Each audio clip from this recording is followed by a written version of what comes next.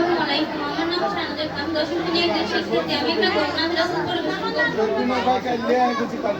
আমি লিখব চিঠি দেব তোমায়, পাখি পৌঁছে দিও রোজায়। আমি লিখব চিঠি দেব তোমায়, পাখি পৌঁছে দিও রোজায়।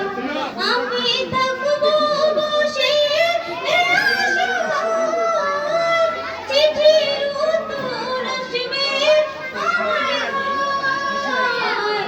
আমি থাকব বসে আশায়, চিঠির উত্তর আসবে আমার হায়। আমি লিখব চিঠি দেব তোমায়, মাইক সামনে নাও, পাখি পৌঁছে মাইকটা আরো সামনে দিও রোজায়। এই ম্যাডাম, আমি লিখব মাইকটা আরো সামনে নিতে বলেন। চিঠি